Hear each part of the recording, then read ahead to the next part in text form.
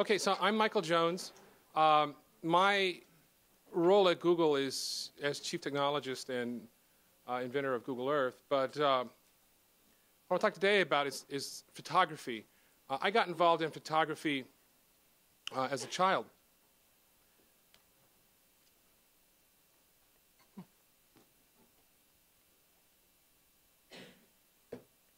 And basically as a model, sort of an artist model. But I really love the environment of nature and lights. The way the light reflects off objects is a fascinating story for me. So as I grew up, I've become somewhat of an avid photographer myself, not to tell stories of my own, but to tell stories of nature that people overlook. Whether it's the light at sunrise, whether it's reflected light off the backside of things that people normally never see because they're at the wrong time of day or not on the one right time of the year based on the sun position. If it's light during storms that are long exposures but don't look like it. If it's nighttime light, maybe unusual cloud formations. This is my living room, actually. I like the interplay of the gold foil it's from a Frank Lloyd Wright house. I bought the house, but also bought the artwork. But this is I started taking architectural pictures, and I discovered that unlike everything else I had done, being an engineer and not liking people too much, that when you take pictures of buildings, they have people in them. And this is a pretty cool one. This is Humayun's tomb. It's the archetype for the Taj Mahal. It's for the grandfather, basically. And there's these people here. It's in Delhi. It's a pretty major, it's kind of hard to get to. People are having a picnic there, and if you look, their back is to the only thing there. They've gone all this way, and their back is to it. So I think that's, like, why is that? You know, so I never could figure that out. Everybody knows this picture, I guess. It's one of those pictures that everybody takes. You need to study that picture very well. There's going to be a quiz in a few minutes about that picture. So I'm going to leave it there for a second. I want you to think, like, so you see this large object, I don't want to label things for you, but this large object in the foreground, this altar, I'll label it, used to be at the Pantheon, and it was an altar to a different god. It was moved to the Vatican later on. But you see all the surfaces are covered. It's very fine details, micro mosaics everywhere, and that'll come up in a minute. You'll see that. Imagine trying to model this with Maya or AutoCAD or something. Just that's the point. Imagine that. This is a picture I always wanted to take because in Chinese paintings, the clouds have a very particular, seeming to me unnatural behavior as they go off into the distance. It's a very stylized Chinese thing. And I spent a lot of time on the Great Wall to find a place where I could get a picture where it looked just like those paintings. It was wet and rainy. It was pretty horrible. That's the secret. NASA invited me to take a picture of the space shuttle. The Discovery Channel was there taking pictures of me taking a picture of the space shuttle. I'll tell you why in a minute. But I learned a little bit about photojournalism and real photography because when I finished getting that picture, I actually literally had blood running down both legs and my arms and my neck from the mosquitoes. I mean, it was literally, I was like red. It was horrible. But I'm proud of the picture, so I'm a little bit in the brotherhood of photography because I didn't care. I wanted that picture so bad. That's my amateur photography. I also have an amateur camera building hobby on the weekends. The man in the picture there, who's a friend of mine and kind of a mentor, he did a lot of special things for the government in his youth. He convinced the government to sell us or give us the 3 cameras from the SR-71 and U-2 when they were decommissioned. That's one of the pictures it took in the Cuban Missile Crisis. We built a tripod and custom lenses for it. We run around taking pictures. This is downtown San Diego from Coronado Island. It's about 1.5 miles, and right in the middle of the picture is a kind of a tall building, not the curvy one, but the straight one. I'm not trying to impress you with our photography. I just want to, you guys are the big shots. I just want to talk about the technology behind photography. So that's about 1.5 miles, and it's across a marine layer, right, because there's the ocean there. So it's kind of wet, and the atmospheric aerosols minimize the modulation transfer function possible from a good lens and film system. So I'm not going to zoom in with the lens. I'm just going to take ever less reduced crops of the middle of the picture. So that's the same pixels, just with a smaller shrink factor. We're going to go right to that bedroom that's on the lower part of that building right there. We get a little bit closer here, right there. Now, this is 1.5 miles away. And if you look through the hotel room window, you can see there's the typical hotel bed. There's the lamp on the sort of inside wall where it goes to the bathroom. You can see a big painting or some picture or something on the wall. You can see the mat, the picture, and the frame. The frames are typically about an inch, inch and a half frame, typical.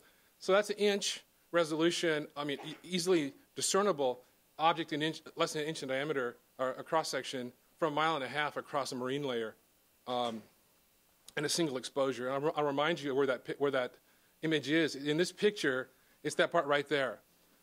Okay, so that's what you get if you have a picture that's 44,000 pixels high and 88,000 pixels wide. It's a 4 billion pixel image. Okay, so if you have like phase 1 envy, you can laugh at people that have that problem because those are a joke compared to a real camera, a gigapixel camera. That's the good news. The bad news is it's unbelievably frustrating to use. But it's sort of the last hurrah of film for us.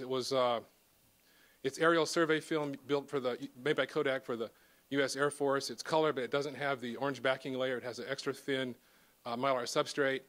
It's only processed at the Wright-Patterson Air Force Base. We had to make custom lenses for this thing, like $60,000 a piece. We had to buy a Toyota minivan to haul it around because that's our camera bag. It's entirely ludicrous activity, especially for a guy who's a technology guy. It's crazy. So it's good to have, I think, a foot in multiple worlds.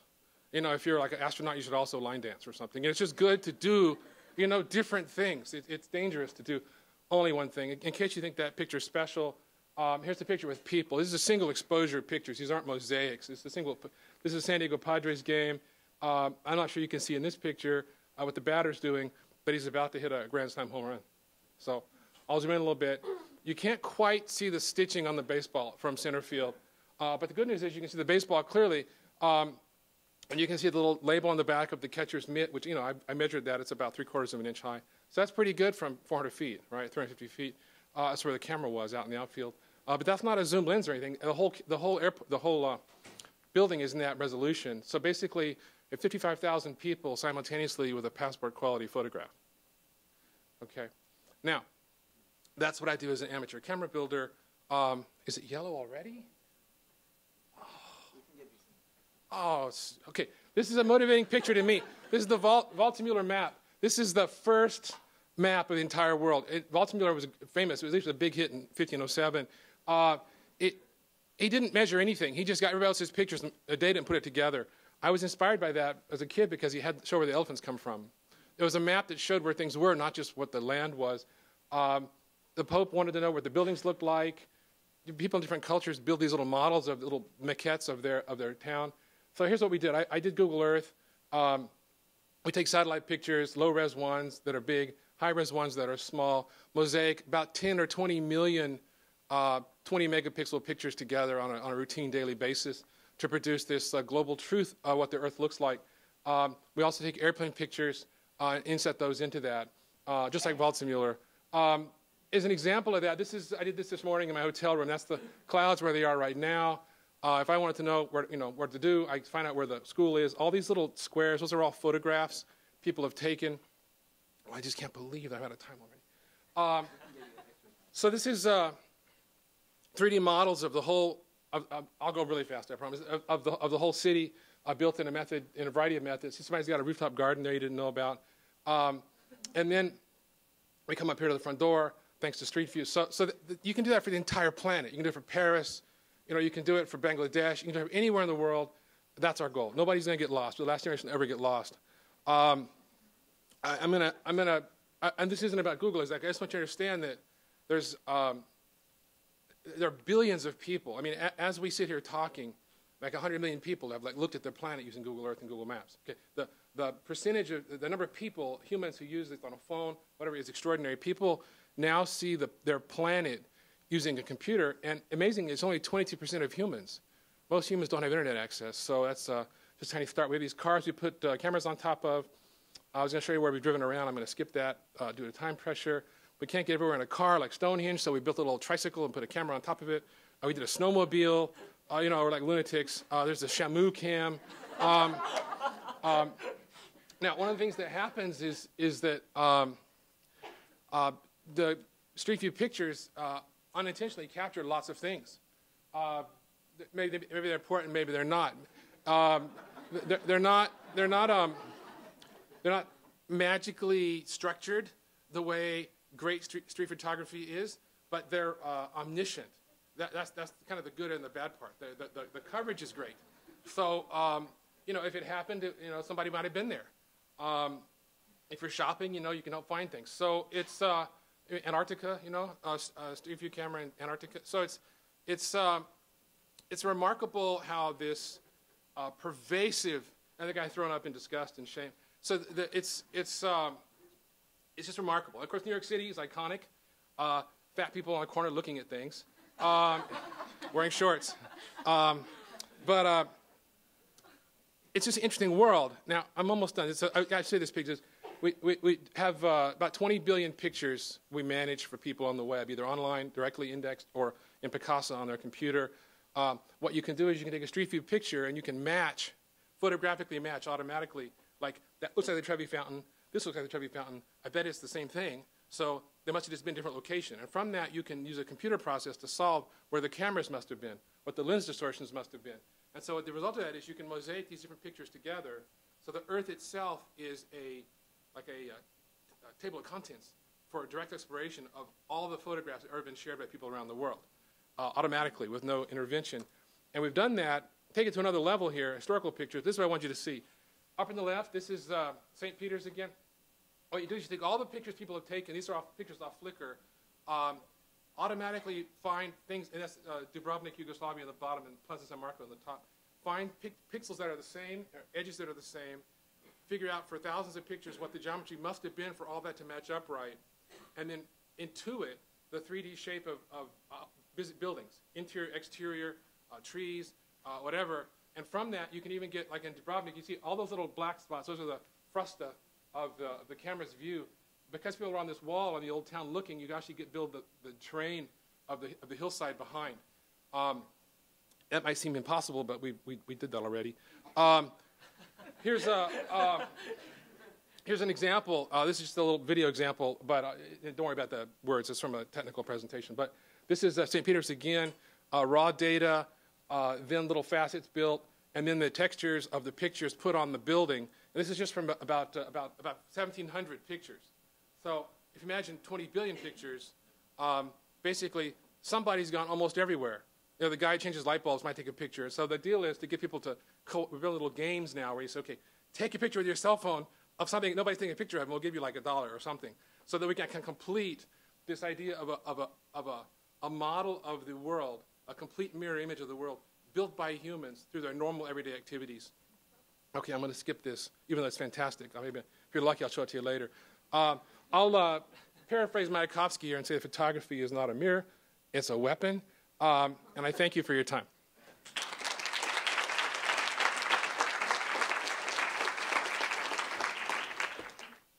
Google's a hard act to follow.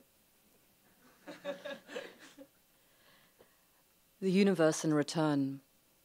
Light falls, moving over objects with a heavy tongue, tracing, imprinting, blind, staining the paper, a transient state, dark and indistinct, a small breath, a repose.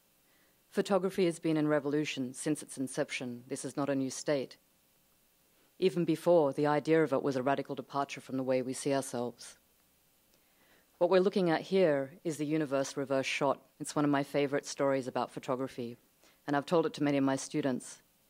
This is an image when the curator of the Hubble telescope chose to use his 3 days, which is a very precious amount of time on the Hubble telescope, to point the photographic plate into the darkest part of space.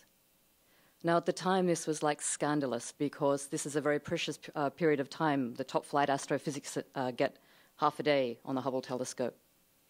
But he believed that something would be returned from the universe. And sure enough, after 3 days, and I won't go into the technical aspects of this, here is an image. The darkest part of space returned light to us. Even in the most remote, darkest corner of our universe, there is still light. The curious thing about this image, it exists in time, and this is a very photographic notion. It exists, if you follow that particular avenue of science, it exists millions and millions and millions and billions of light years ago, and I can't remember exactly how many they speculate, but it also exists here and now, in this moment. It's a collapse of time. To write, to speak about things which simultaneously exist and do not, creates a conundrum. This, of course, is not a new problem for photography. Sorry about the banding. This is an image of the sky, another one of my favorite arguments with photography. Photography presumes that something existed and left its trace or its remnant via the analog or the digital process on the image. However, the sky is a construct. It's an act of belief. This is a photograph of something which exists and doesn't exist and makes existent in belief.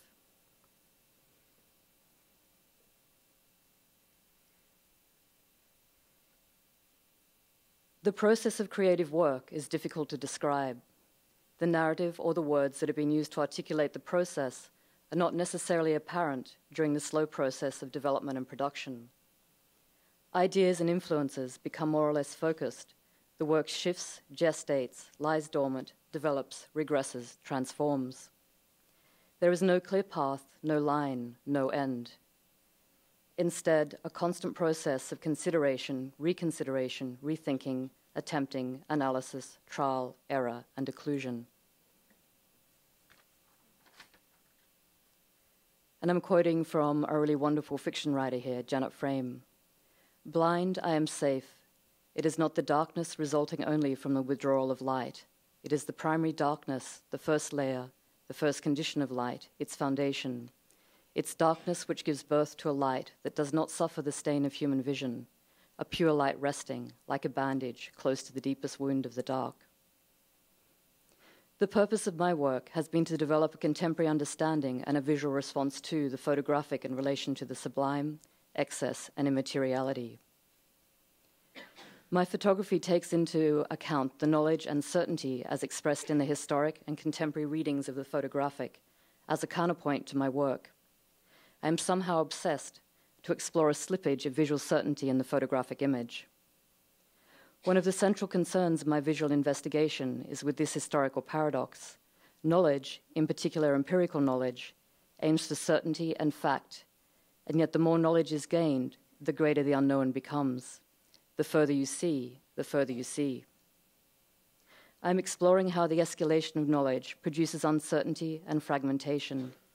I consider different modes of visual knowledge and then how notions of the image at large, perception and illusion can create a vocabulary for representing the not known. I consciously choose to use various photographic approaches in the visual exploration and research. This is due to the slippage between the real as perceived and the representational power of the photographic image and its evasive status. Photographs are of something. They have an analogous relationship to reality with the indexicality commonly seen as a condition of the medium.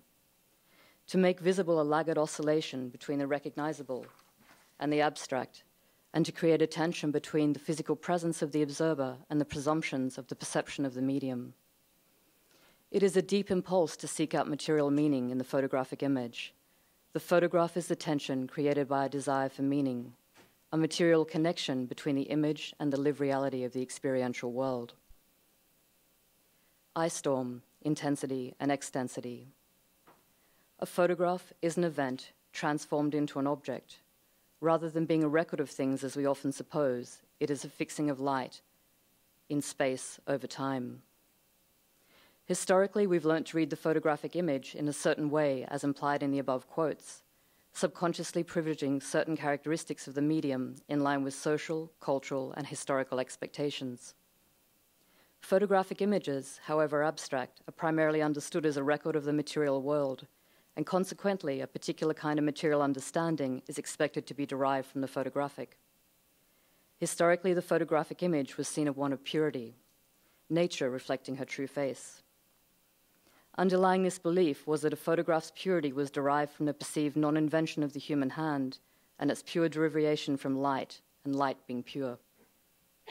William Ervin, the curator of prints at the Metropolitan Museum of Art in New York between 1916 and 1946, continued this line of reasoning by arguing that the photographic image and the photomechanical process had no syntax.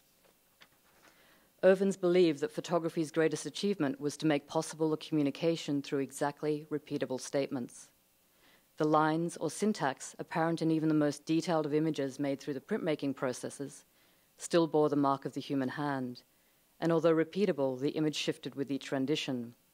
This was a characteristic, a stain, that Ervin believed the photographic process was free of. Of course, it doesn't take into account the syntax inherent in photography itself. Far away, so close. Barthes describes the photograph in his essay, Rhetoric of the Image, as a perverse unfoldment of denotation and connotation, a system of meaning torn internally between culture and nature. And I'm quoting, "The type of consciousness the photograph involves is truly unprecedented, since it establishes not a consciousness of the being there of the thing, which any copy could provoke, but an awareness of its having been there.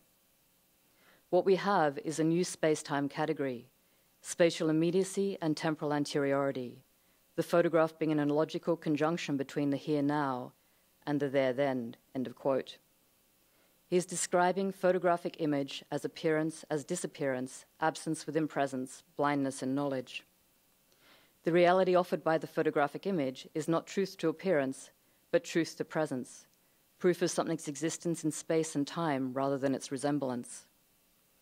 Jeffrey Batchens extends the theoretical lineage of these ideas. He proposes that photography can still lay claim to some sort of objectification, as opposed to digital photography, which he describes as being ironically made by the human hand. A quote from Batchen, "We can at least be sure he or she was once there in front of the camera. We can be sure that they were at some point present in time and space. For what makes photographs distinctive is that they depend on this original presence, a referent in the material world that at some time reality really did exist to imprint itself on a sheet of light-sensitive paper. Reality may have been transcribed, manipulated, or enhanced, but photography doesn't cast doubt on reality's actual existence," end of quote.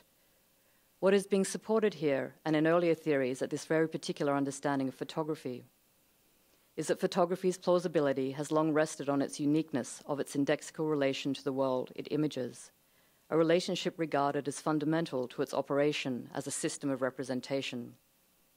As a footprint is to a foot, so is a photograph to its referent, and that's Batchen again. It is as if objects have reached out and touched the surface of the photograph, leaving their own traces, as faithful to the contour of the original object of a desmarth is to the newly departed. It is a trope that a photograph has a reference to the real when it is assumed that a photograph can only be something that existed. How do we address a photographic image that is not dependent on it existed? This slippage between our desire to see it existed in the photographic image and the abstract is what drives my own work. An uncertain exchange was the culmination of research into transient states of vision. Images were formed from landscape details and reworked with light staining in the darkroom.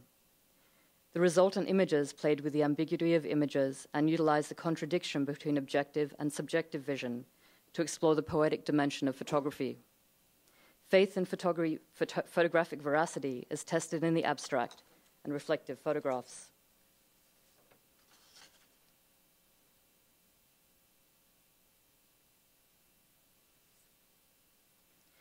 Blind is the culmination of a long-term investigation into a contemporary understanding of the photographic in relation to sublime, excess, and immateriality.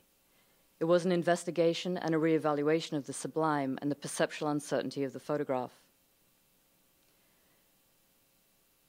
The account of this, in which I've also spoken about a lot to my colleagues and my students, is that I was out in the desert in Australia, and the desert in Australia is very red, not blue.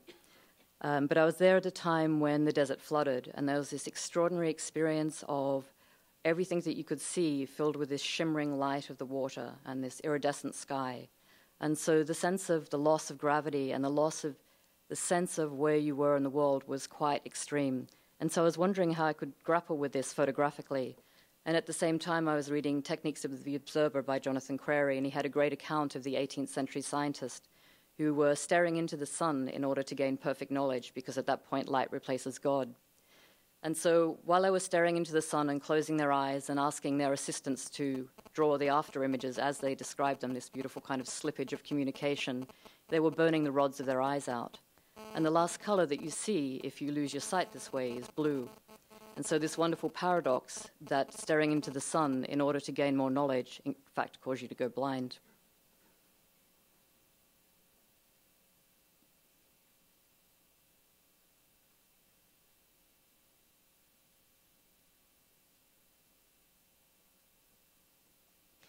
Promised, the work you're looking at now was the photographic outcome into an investigation of ocular perception, light, and duration, again with reference to the landscape.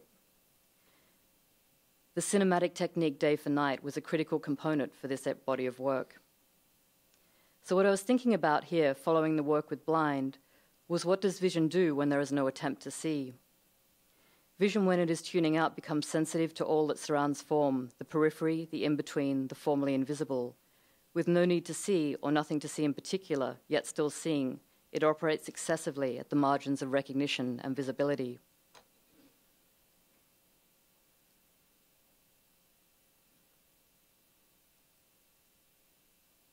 I too have the red light, so I'm moving rapidly.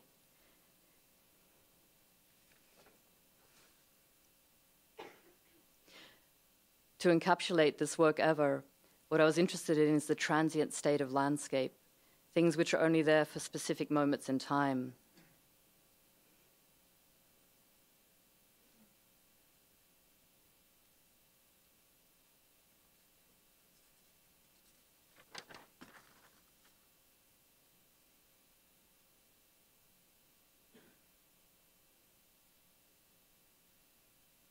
Of course, the theory that the thing in photographic image existed provides the essential counterpoint to my visual work. I rely on this dominant understanding of photography. Graham Rohde writes poetically about this conundrum. The ether, the basic substance of the universe. What's the difference between that old alchemy and the modern idea that 90% of the universe's matter is invisible, unknown, dark matter? What's the difference between any idea? The scientist replies, like the suggestion that everything and every being in the universe depends on every other thing and every other being for their existence. Every other particle is made up of all others.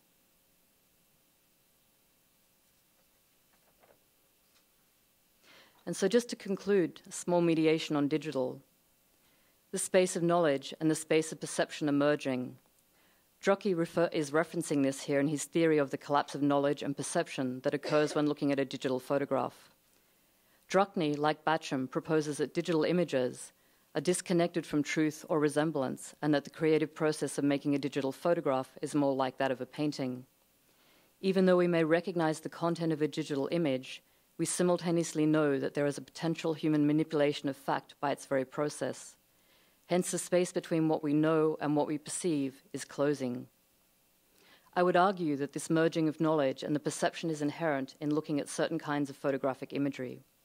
Photographic imagery, images made by light, cannot all be defined as producing a similar understanding and knowledge of perception. It is night. The scientist sits at a desk by a window and looks out to sea, traces patterns over a reproduction of the tectonic system of the world, a pattern of emanating circles and symbols that seems to both simplify and occlude understanding. Starts to cry, holding still for a while, folds away the writings, charts, and diagrams, and goes to bed.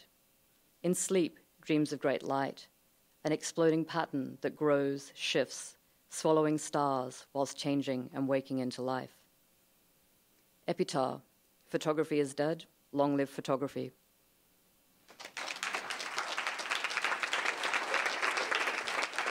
So Michael, actually I really want to be lost. I don't want to be found by Google, so how do I go about that? Well, you probably want to turn off your cell phone. And don't tell people what hotel you're staying in, because they might call you if there's an emergency. Mm-hmm.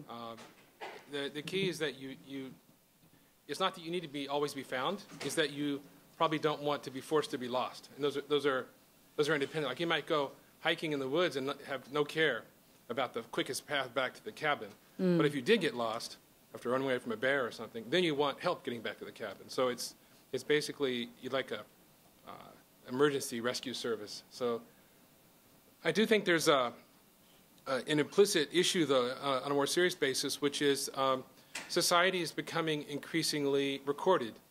So you can imagine, maybe not anybody in this room, but your descendants will not be able not to live in a completely recorded life.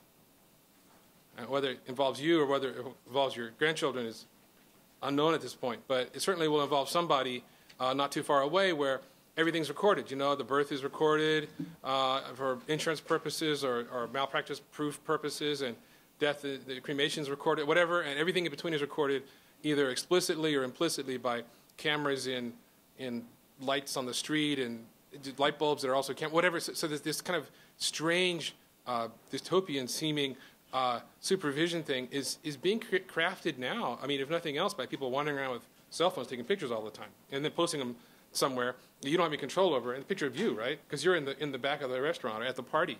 So the effect of it is you're constantly being watched, and as a society, we can choose to like not mind or to mind, and it's not like for Google to choose or Facebook to choose. It's for societies to choose and governments to choose, and it's the choice is not being made, but the recording is actually happening. So I think there's a good opportunity for people to think about, if they want some privacy, that they make sure that it's like part of the Bill of Rights or something, because if you wait till you don't have any, it's too late to ask for it. It's a concept. So it's interesting that you raised the question of choice. I mean, it strikes me that when all of us use Google and we use the image search, and we gave some fantastic examples of the way it kind of mines from far away into a very close surface. How do we have advocacy in that kind of choice? Because that's something you're saying we should go to the governments and we should. What drives Google in its consideration of these things? So I would distinguish between what a company says it will do or what it wants to do, and what a government demands. So that's not to suggest there's some difference, but just that, for example, at Google, we have a very, what we think of as a benevolently spirited management and ownership structure. We're not like the Washington Post management structure. You don't have to print something just because you sell more papers. It's very focused on delivering quality of service. But there are lots of companies, and no company lasts forever in some dominant way. And so the issue is, if you want privacy, you need every company to respect your privacy. You know, like, for example, let's say if you don't want me to X-ray you in your house, you don't just need Google not to do it. You don't want your neighbor to do it either, right? So if you want a completeness, then usually that involves a government mandate, which is an expression of the will of the people about certain things.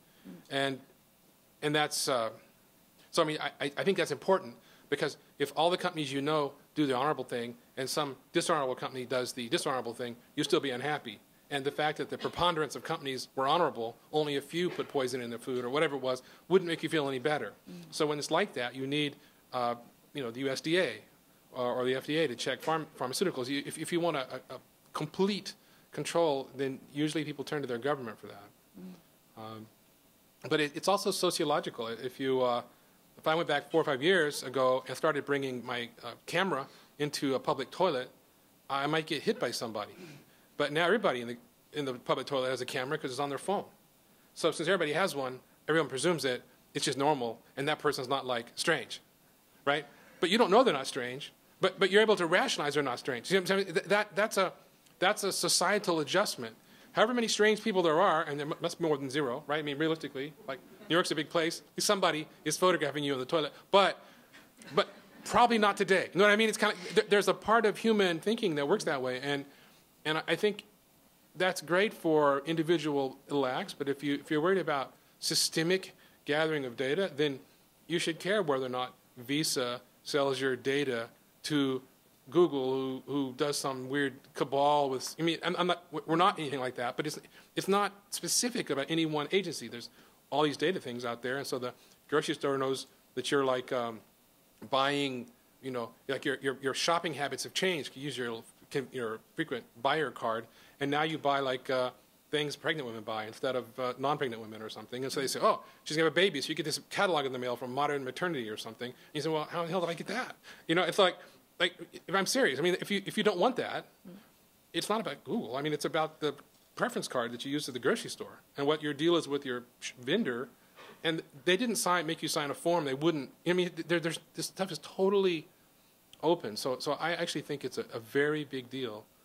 And I'm a big respecter of privacy and individuality. And I think it's a good time for governments to get involved.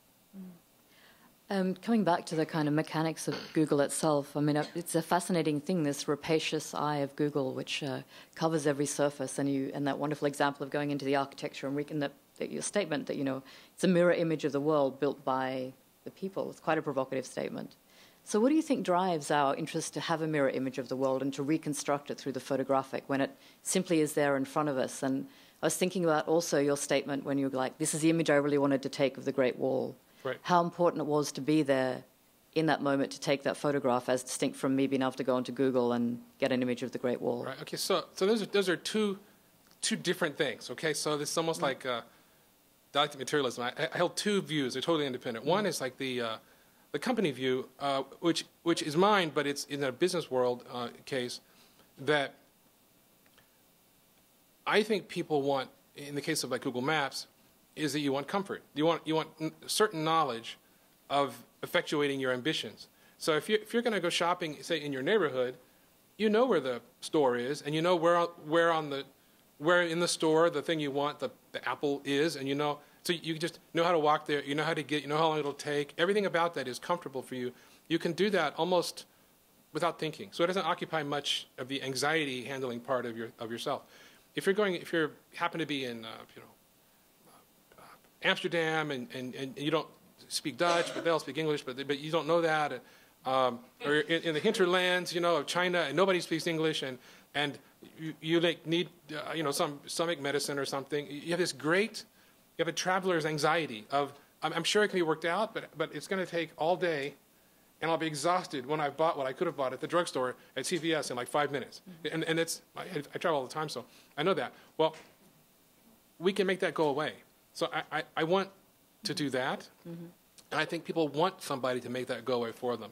Basically, wherever you go, you feel like a local. So it's not that you would use Street View to see the front of this building, unless you're a student arriving from Indiana. But the first time, that's really great. You show mom and dad, look, I'm going to be going down here, and that's my apartment. You know, it's like, you know, shoebox size, and I'm going to walk around the corner, and I'm going to go to the Parson mm-hmm. School. And then you have this comfort that as you walk towards it, from one side, you walk past the Italian restaurant.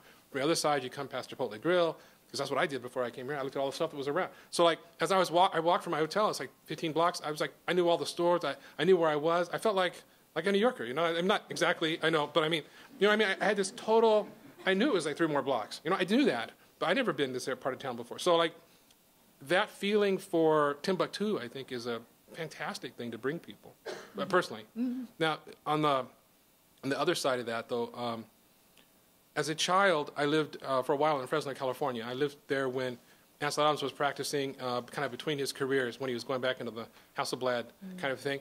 And I had a chance to do some workshops and see things. And it became very clear to me, not just from reading the negative in the print, but hearing him talk, but also in doing his demonstration prints, that basically the negative God controlled, but the print Adams controlled. You know, like, if he saw Yosemite, I've been to Yosemite like so many times, he saw something that actually isn't in Yosemite. It's suggested by the form of Yosemite, but he imagined something better than nature intended, mm-hmm. the truth of it. Mm-hmm. And he knew how to achieve that with photographic skill. He wanted to tell you a story of nature's majesty that if you go there on vacation, it's majestic, but it's not quite that majestic. You know, it's like that's the ideal picture from Plato's ideal world. And that's what they look at on like Mount Olympus or something, but that is not what you see in Yosemite. So he manufactured a faux Yosemite that's better than Yosemite. He manufactured a better High Sierra than's really the High Sierra. I mean, it's real, but its power is extraordinary in his hands, right? That's what was in it. That's playing with the print. That's the same as playing with Photoshop, not putting heads on other people or whatever. But I mean, relighting or kind of reimagining the lighting environment taking multiple pictures different times a day.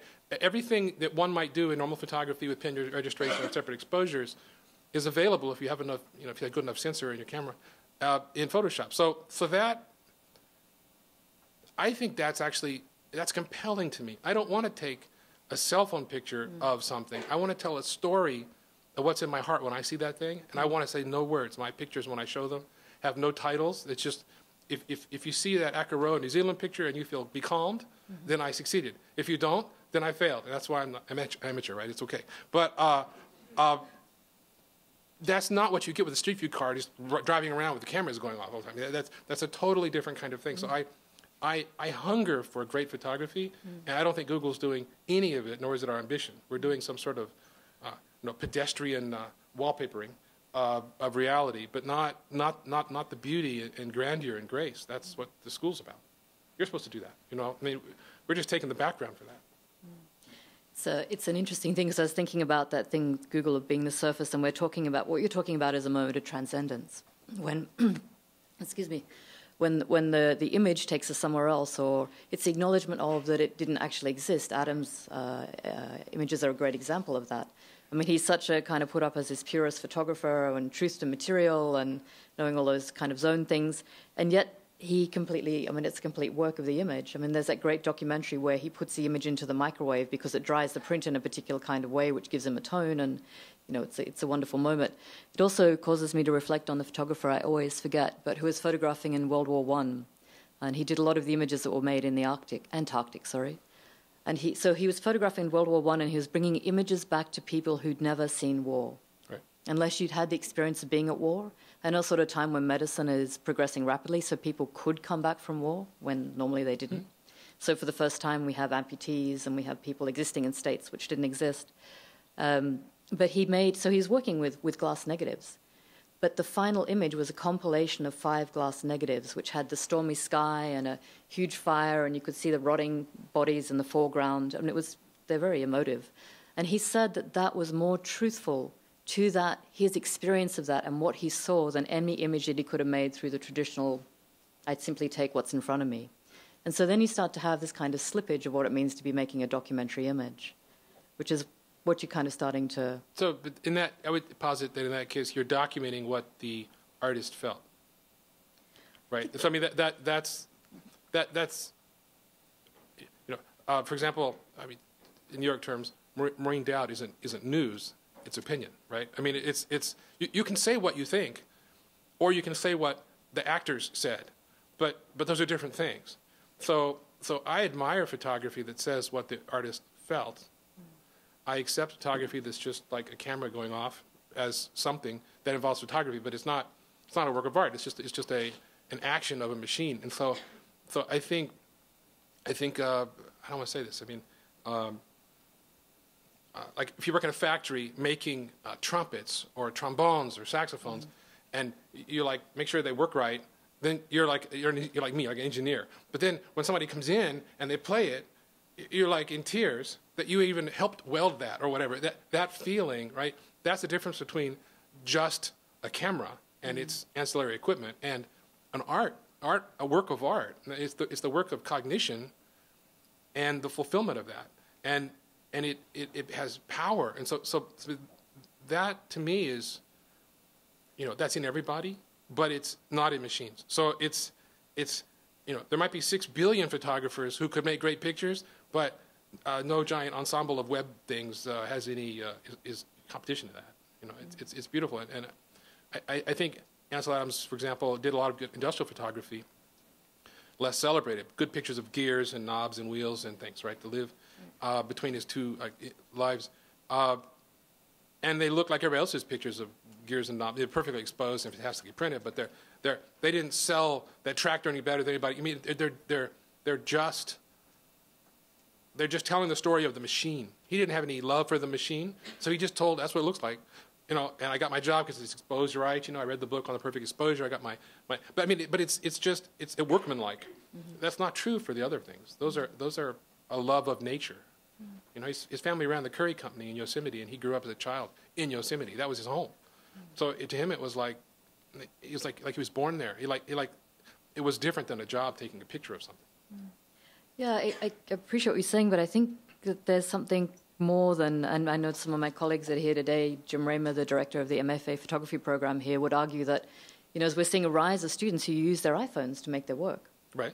And so what's occurring is the development of a different kind of aesthetic, and so it becomes a radical departure with the way that we're used to, the way that both of us are describing. Yeah. As a fossil, I don't realize the great majesty of that. It could be.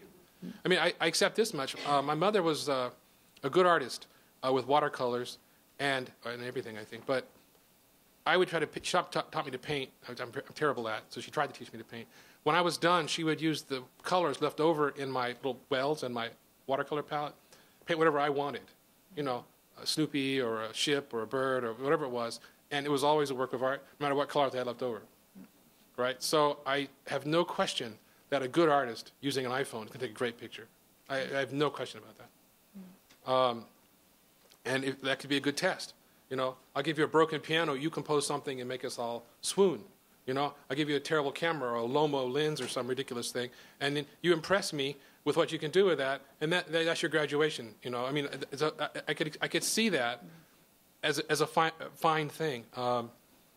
I just, you know, I want to try to speak for all time about the majesty of light and water, and I don't want to say it would have been even better if I didn't have if F sharp was gone. I mean, it's ridiculous to have that to me as a precondition, but I think it's great if you like that picture I showed of the inside of St. Peter's Basilica. That's a hand-waved mosaic from my Canon point-and-shoot camera. You know, and it stands up with my Nikon D3 pictures. You know. Coming back to the idea of the archive and this phenomenal virtual archive that's been created by Google. And everybody else. I mean, Flickr, well, yes, Facebook. I mean, it's yeah. Yeah. Sorry, just contextualizing. No, I like it if it was just us, but it's not. Yeah. You planning to take them out? No. Okay. It's a big world. It's a big enough world we can share it. That's okay. Okay, so the virtual archive. What do you think drives our need to have a simultaneous virtual archive, like the desire to continue to photograph? You know, I can upload my images and then they can end up in part of the satellite work of Google, or someone else can see my view of where I am right now, or I can send it back to my family in another country, or what? You were talking about that before, and it was causing me to reflect on an earlier period of American photographic history where photographers were sent out across the landscape. It was a Matthew Brady kind of thing. Right, exactly. Right. And then bringing back, they became the extended eye. That's right. Yeah. And war reportage was like that for a long time in the newspaper. So, I mean, seeing the unseen is, and if you're the eye, you know, you're the photographer. It's much like bringing medicine to the sick. You know, you're going to heal them. You're going to make their life better. It's a moral imperative that you go do that to some level. I think there's something personal though that's also important. Is that people used to write. Well, so many people. It's yellow. We see that. We're scared. How many people here wrote a letter to somebody, you know, like with a piece of paper and a pen, and mailed it last 12 months? Okay, so that would be. Is that what, 5%?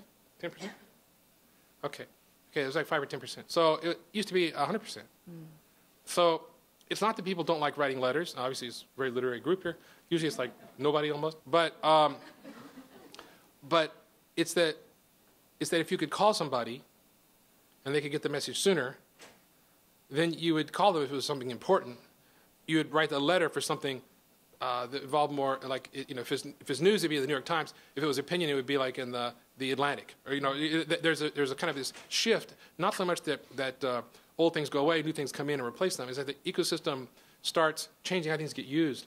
And I think people love to stay in contact and not be alone. And so, as you know, if you're checking your Facebook friends now on your phone while we're talking, then you're not alone, right? I mean, it's a kind of shallow, wimpy, pretend friendship if you see what bagel they ordered. You know, it's not the same thing as like true love. You know, it's different. Okay, but it's better than being alone, and that's important. Okay, seriously, it's better than being alone. You know, if you're totally alone and sad, you're in prison, maybe you look at your old high school yearbook and remember a good time. You know what I mean? There's something about being connected to people that's like part of life. So I think people take these pictures and share them. It's a celebration of their life. I've got one final comment before we go to questions. And I was thinking about as you were talking about that that wonderful Canon ad that they did for color copiers that played on TV campaign a couple of years ago. And so what you saw was an animation of these boffins sitting in NASA, and they've got their Mars kind of little thing running around Mars, photographing the surface of Mars. So again, they're seeing something which they could never experience themselves and only via the eye of this, photography. And so they're sitting there and they're seeing just the kind of, desert landscape of Mars, and they're like, yeah, just like we thought, nothing out there, just a desert. And then it pans to Mars itself, and what you see is the rover moving around, and this incredible city with things, spaceships flying around, and Martians, and the Martians holding up photocopies of the surface of a desert in front of the rover. And so there's this nice slippage of you don't know what you're getting, is the point here. Yep. So, we should go to questions. Yes, in the middle here. Wait, can you wait for the mic, please?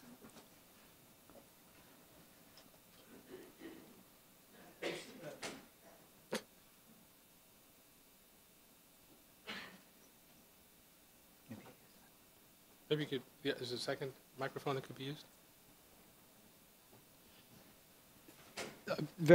Once again, a very stimulating combination of comments and thoughts. I have a mundane question, if I may, particularly in relationship to Google as a player in the phenomenal change which we're all participating in. Let me take a second to just draw a couple elements together.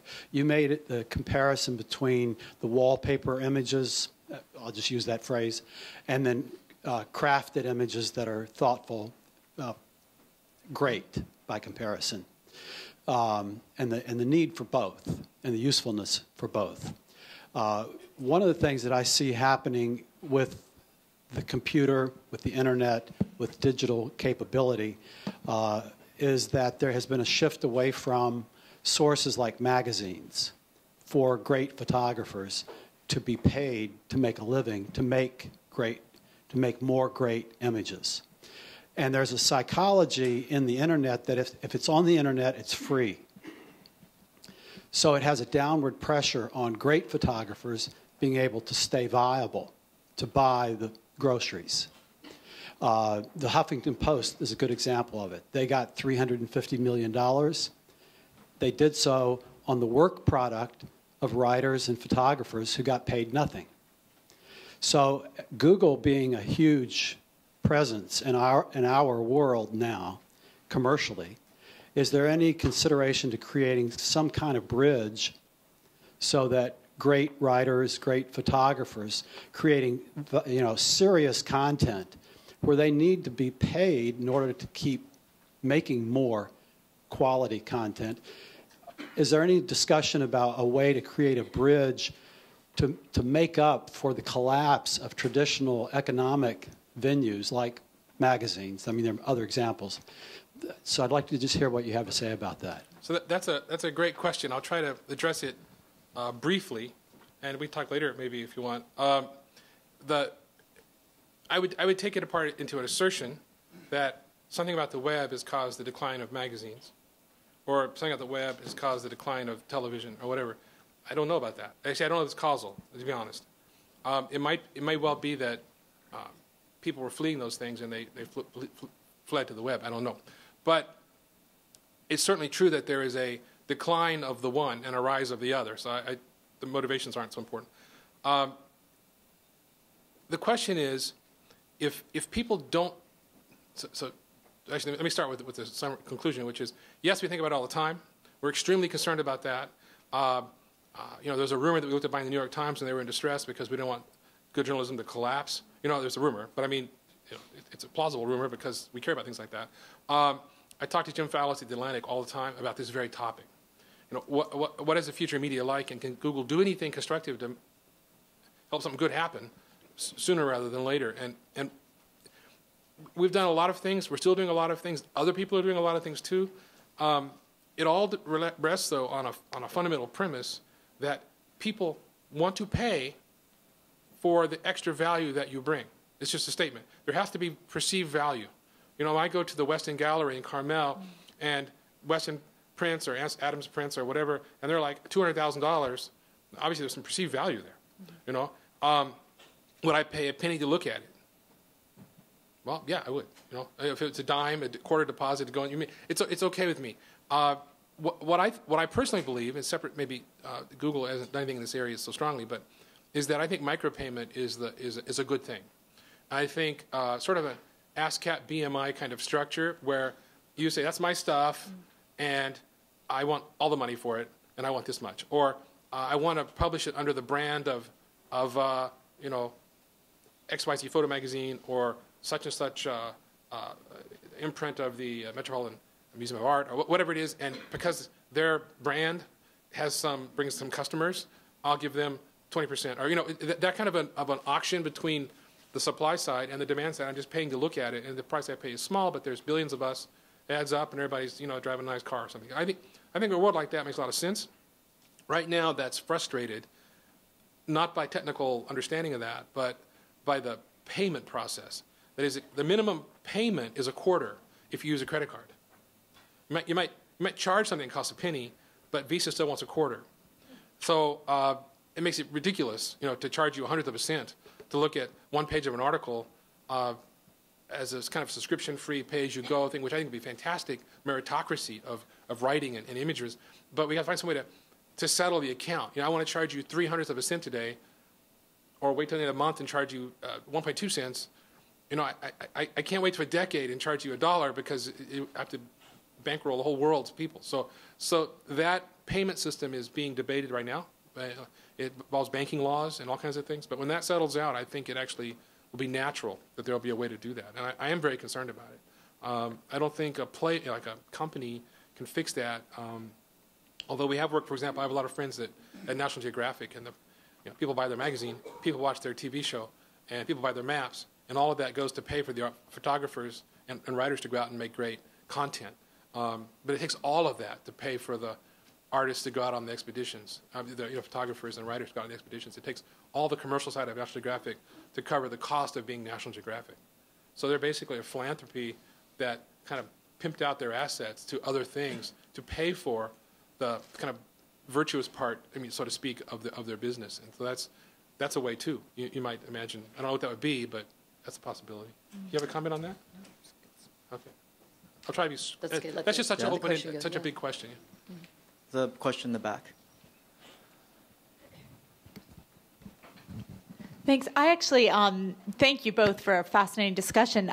My question takes a different direction. It's more philosophical in nature, and it ties into the panel earlier today too, and it has to do with the ontology of the photograph. So I'm just curious to hear from both of you, not so much from an aesthetic standpoint, but just more from a philosophical standpoint. Is a zoomable image that has so much data in it that we can't possibly, at least at this point in time, put it into a certain physical parameter, is that type of image a photograph?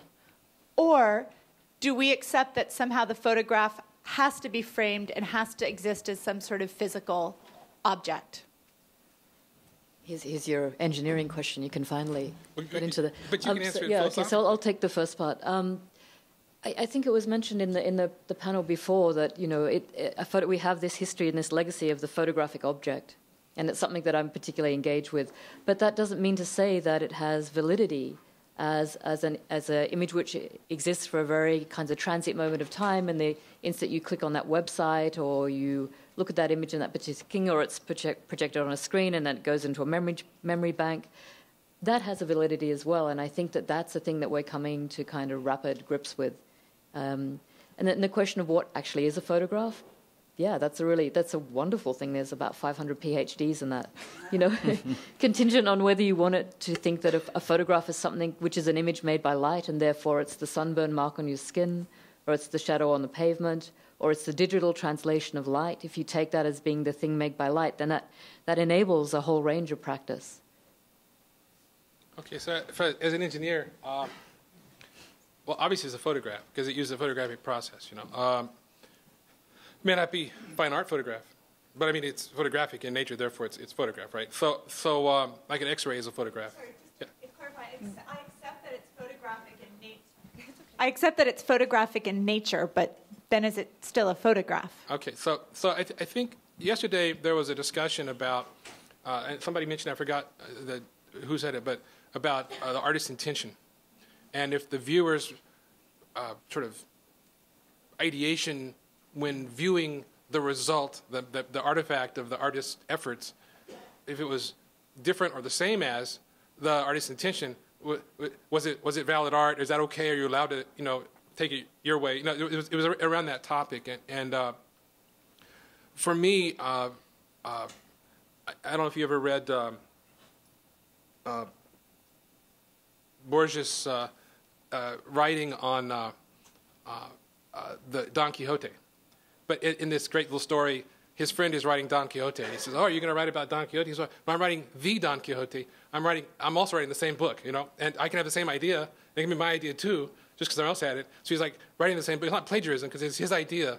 He's had the same idea, And so he talks about that idea quite a bit. And what I find like with the gigapixel camera and Graham Flint's camera, and I've taken some pictures there, always when I get pictures back, there's things in the picture I didn't know were in there.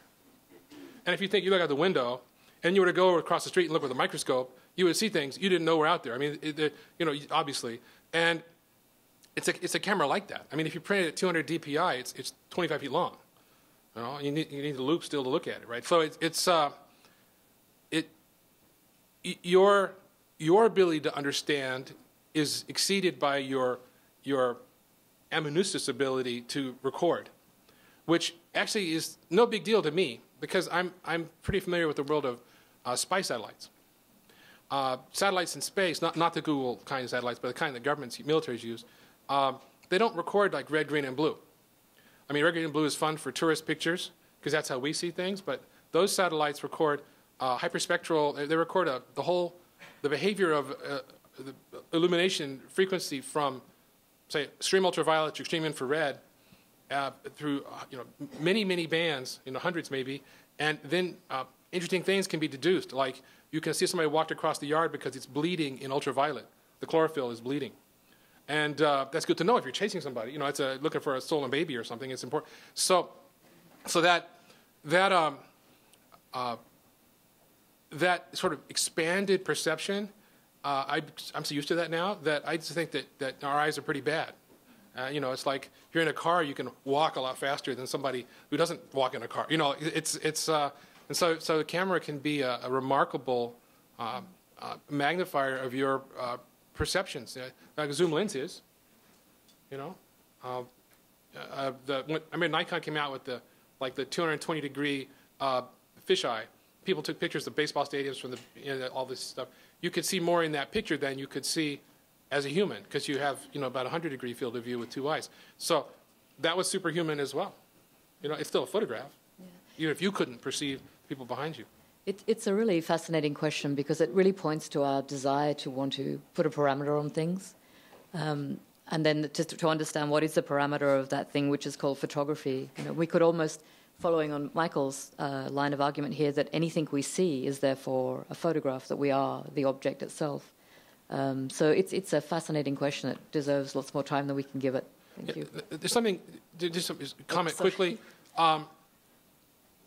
Something about resolution or bits per pixel or anything like that. Also the sort of like the frame rate, so to speak. Somebody made a little digital camera that Olympus or somebody that could take the very high-speed photography. There's somebody on YouTube has this YouTube channel where they take pictures of opening soda can, shake the soda can, open it, and you see all the little stuff spraying out. And so they take pictures of water dropping or what actually happens in the shower and the water's coming on you. And it's called slow-mo, is this person's ID on YouTube. He has thousands of pictures of boring things that are like in Murray Bridge type manner, rendered fascinating because he bought one cheap camera instead of a different cheap camera. It's more of a videography, video than film than a single exposure. But when you see those things, you think it's just a squirt of water, but it's not. That's because you're bad. Your brain and eyes are slow. But it doesn't mean that the reality somehow has to conform with your limited perception. And so it's still a camera, even if it looks like a blur when it's actually individual water drops. I'd like Penelope to jump in here since she's someone that works with Google Images a lot. So. Okay. The question I had actually comes off of Simone, your question about wanting, or your comment about wanting to be lost, and Michael, your description of being able to get here and knowing, feeling like you've already seen and you kind of know, which is a great feeling, I understand. But I'm curious about the idea of knowing the world then through other people's and other institutions' constructs of the way the world looks, and what the implications are for ideas of discovery, discovering on one's own, which actually kind of taps into the idea of artful making in a sense. Like if we're all used to seeing things through predetermined or pre-constructed images, what does that mean for finding something that you might not have seen if you hadn't already seen it? Oh, can I try, even though you're the art professor? Okay, that's the first step to wisdom. What a good question that is. Okay, what do you know of your own knowledge? You know that the teacher didn't teach you in school, your parents didn't teach you, it's not in the Bible or the Quran. What do you actually know? You don't know anything. You don't know how to add. I told you how to add. The symbols worked out.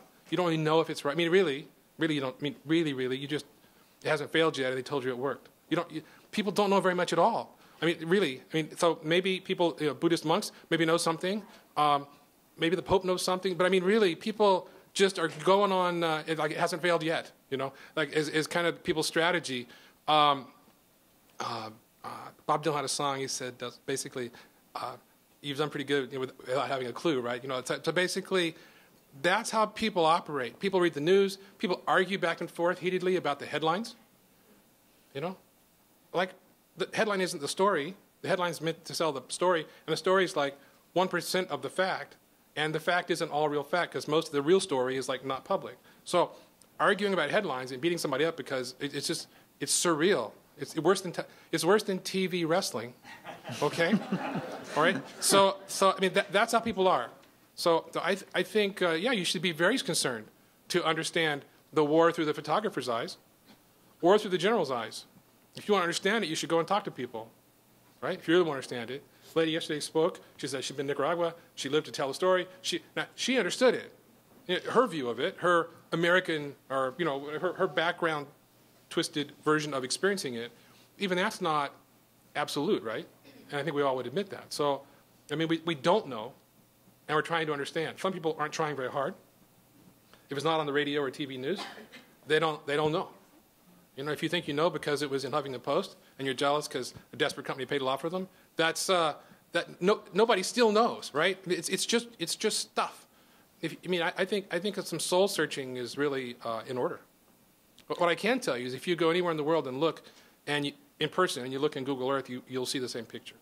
So that we don't like color things in or paint things out, or you'll see it better than we draw it. But it's not like the Google reality is some made-up reality where there's extra waterfalls in the jungle or something. Simone, did you want to comment on that? She doesn't believe me, so she wants to skewer me with. I'll let it go. No, I think it's really interesting. Okay. We just have time for one more question. Ask her a question. I know where to find you. It's all... Yeah. Ask her a question. This gentleman had his hand up earlier. Yeah. Hi. Actually, your last question filled in most of what I'm going to say. Well, take the microphone back. He doesn't have a good question after all. Well, give it to somebody else. I just want to say... At least he's honest, though. The main question is, how do you assume, or you or Google assume what you said, that people want certain knowledge, people want comfort, they like not being anxious. That really struck me because that ties into, I'll just give a few things of my experience with photography, for example, that I discovered new places with photography. And the first time I used Google Images was when I went to Bryce Canyon. Mm-hmm. And the first time I looked it up before I went, and it ruined my experience.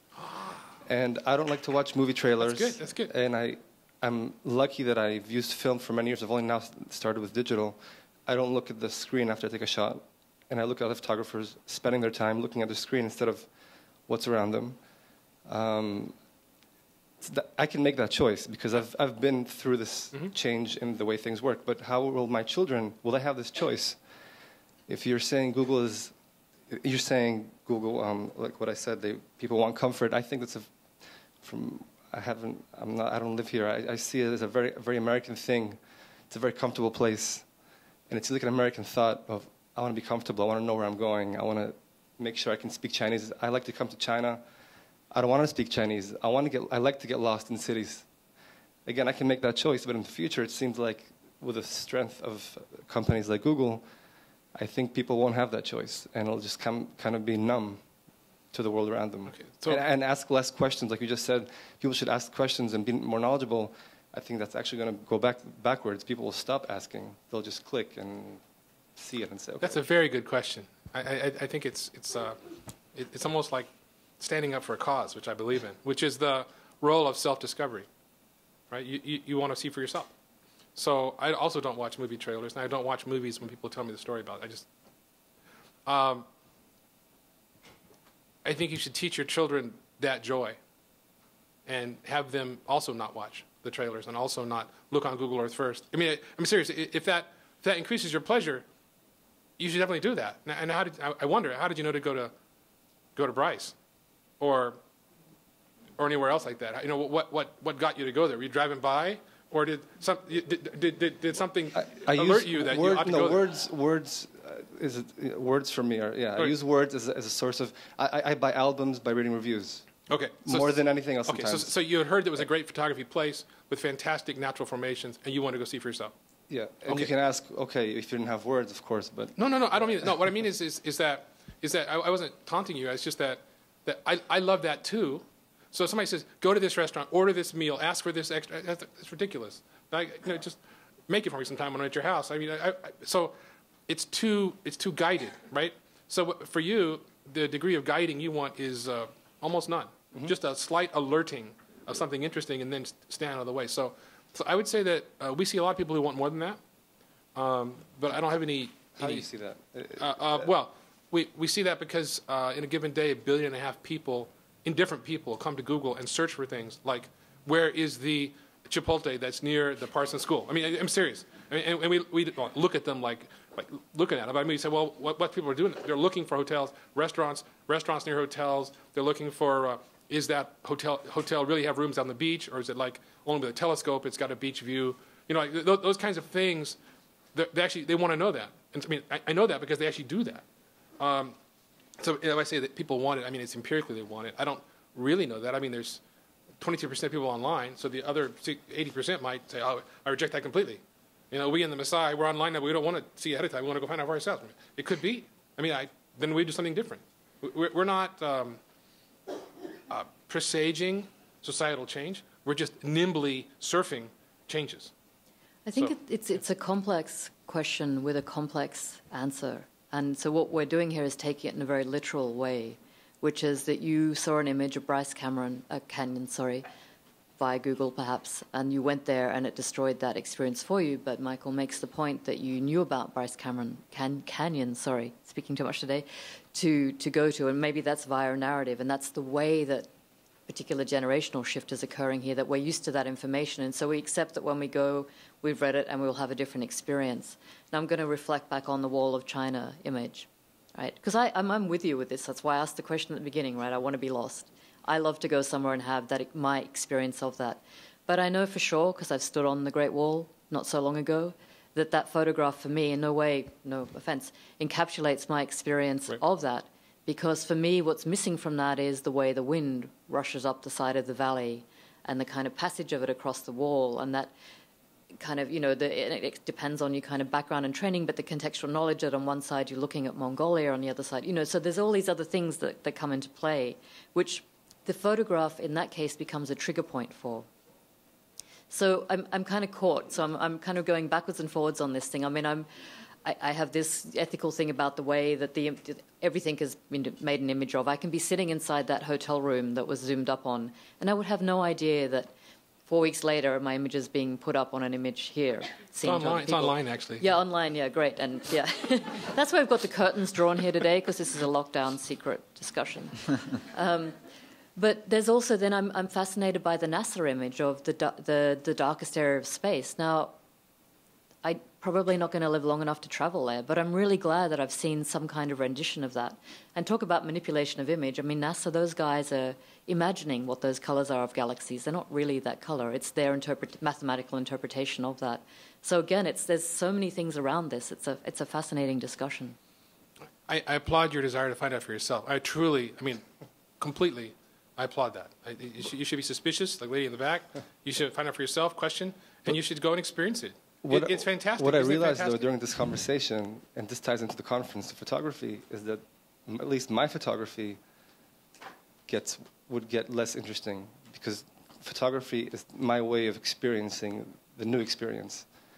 And I might get an iPhone and use images all day long and go to places, and I'm sure if I look back maybe I'd stop photographing, because that's what photography is for me.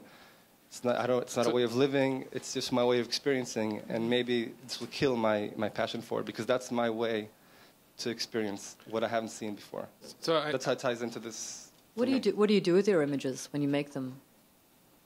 Do you send them to your friends? Do you put them on your Facebook? I've been shooting film, and I don't even print. I just see them on disc. You look at them. So I was we're a kindred spirits in that regard. I take all these pictures. I work really hard. I travel professionally all the time with a tripod, with this big bag, with everything Nikon makes, every lens they make. So, and the result of that is that I like looking at the pictures. And if it looks like what I remembered, it makes me happy. I say, oh, that's great. And that's it. I show it here, but like I never show it anywhere. So it's for you, the act of experiencing is the photograph. That's fantastic. And what I would comment on is that there are lots of books about love, lots of technique books about kissing, but people don't just read books about kissing; they kiss people that they love, right? I mean, it's not the same to sort of logically understand, to virtually anticipate, to develop some contextual awareness. First you kiss, and then you hold hands, then you kiss, and then there's the babies, and there's all these things that you can learn, but nobody accepts that instead of experiential participation, right? And so my Bryce Canyon picture is a morning shot of every level of hoodoo reflected by light on the one closer, lighting up the one on the back. So it's purely a backlit in the front, only by reflection picture. I never saw one like that, and I wanted to take one. So for me, that's the picture I wanted to take. I froze to death out there. Okay, so maybe you wouldn't like that picture. I mean, it's okay with me. Maybe your picture is a totally different kind of picture. So we didn't experience the same Bryce Canyon, is my point. So if you go to Yosemite and you have some individuality, you won't see the same Yosemite that Ansel Adams saw. So, I mean, that's the opportunity in art, is to express you as you interpret a thing. And no one can take from you your interpretation because you haven't received it yet, you haven't reacted to it yet. And I suspect if you take pictures now of some place or something and you go back in 20 years, you would take a different picture. You would create a different interpretation because you would know something different as a father or grandfather or whatever, older man. It's just your life changes your work, and that's what's so magic about art. It's not just a webcam. It's from your soul. So I hope having some pre-taste of it doesn't steal all the joy for you. I really do. I'm sorry if it does. Don't look. It's okay. You don't have to use it. Just don't use it. Be one of the 800 million who doesn't use it. It's okay. Yeah. It's okay. Okay, we're thank you. More than red now. We're like infrared or something. Thank you so much, Simone and Michael. Yes.